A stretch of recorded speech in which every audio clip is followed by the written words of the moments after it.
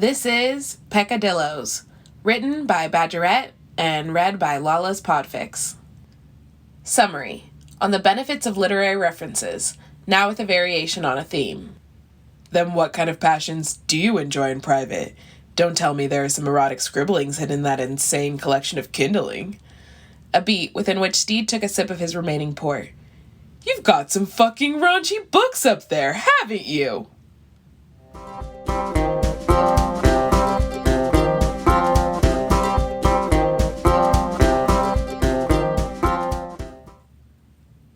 Chapter 1.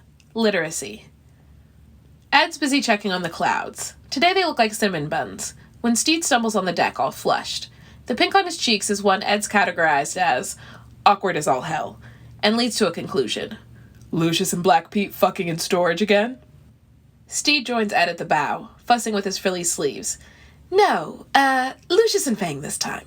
In the mess. Don't know what exactly they're doing, and I'm happy not to form any clearer picture. Or eat at that table tonight. Glad someone's having fun. Still, Ed makes a note to join Stede for dinner in the captain's cabin, even though it's pretty much a given that he'd have done so anyway. They spend most evenings together. Thought you'd be used to it by now. People trapped in close quarters, months on end, death and dismemberment always looming over their heads. They need companionship from time to time, or a good, hard, yes, quite.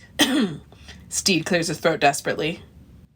I'm very glad to see everyone's getting along so well and taking care of each other. It could only be good for the whole crew in the long run.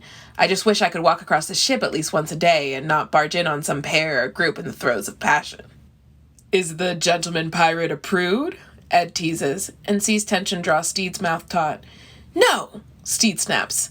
I just prefer my passions to be enjoyed in private. Ed raises an eyebrow and lets appreciation color his tone. Really? I'll have to remember that. Before Stede's look of confusion can turn to understanding, Ed distracts him by pointing to the sky and launching into another lesson on the tactical uses of clouds.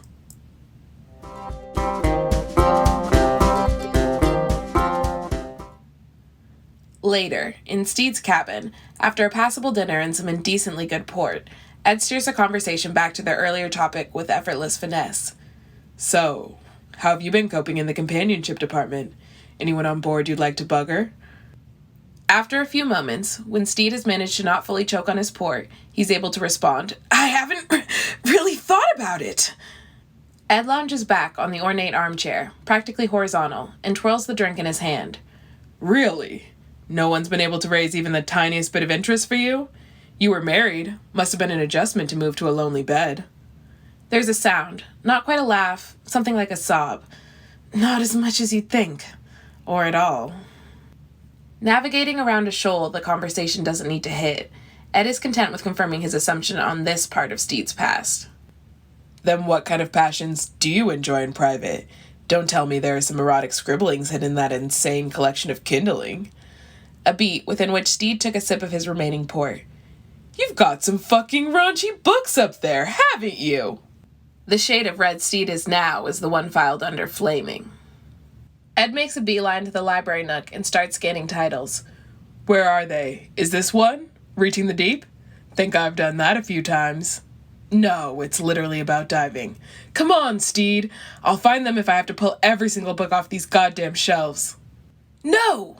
Stede rushes to his feet and over to Ed, pulling Cresting the Wave off his hands and putting it back in its place. They get knocked around by choppy waters as is. Look. Stede runs a hand over his face, then reaches for a bottom shelf. Ed enjoys the sight of Stede's shirt pulling taut against his back when he leans down. The book Stede reluctantly hands over is bound in tan leather with little ornamentation.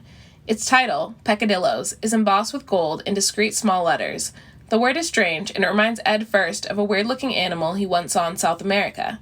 But as soon as he starts reading, all thought of what he called a fucked-up armored badger vanished from his head. Right, he says, eyebrows climbing. It's a collection of short stories, Stede explains, fiddling again with his cuffs. Some of them are really more romantic than anything. Ed flips over from the climax of A Rake's Pleasure to the opening paragraph of Ravaged by Moonlight and feels he needs to recalibrate on what Stede might consider romantic. Right, you've had your fun, give it back. Stede reaches for the book, but Ed turns away and blocks him with his back. Which one's your favorite?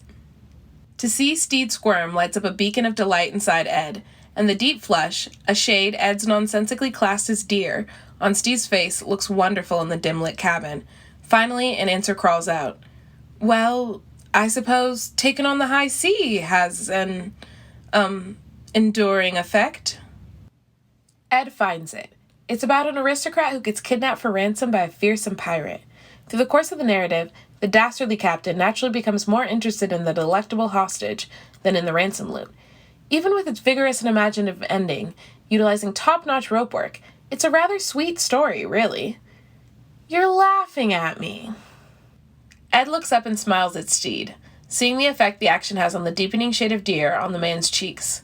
To elicit the response feels good momentarily, makes Ed feel powerful and moored, when so much of being with Stede leaves him adrift on strange waters. But when he notes the hint of misery in the line of Stede's mouth and fretful eyes, he knows the joke has gone on a little too long. He needs to show a little bit of bravery, so he untethers himself.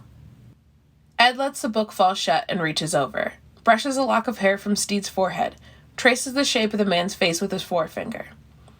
Never, he falters, scrambling for the next thing to say. What the fuck would Blackbeard say?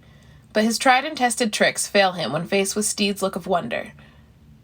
And Stede, who really does have the strength to upend his life and reach for what he wants, is the one to step in and kiss Ed. It's done in haste, like dropping into cold water in one go, so you can't hesitate. Stede's nose bumps awkwardly against Ed's, but his lips are warm and soft, sweetened by port. When it's over, Ed feels breathless, like he's been stabbed again. He wonders what kind of red he is in the moment, and if Stede has a private name for the hue. Before Ed speaks, Stede blurts out, I lied, earlier. I have thought about it, and yes. It takes a moment for Ed to reel back their conversation. He suspects that the way he looks at Stede is entirely too fond to fit a fearsome pirate. Peccadilloes falls to the floor, and its mistreatment makes Stede want to break off for a moment and move the book to a safer location.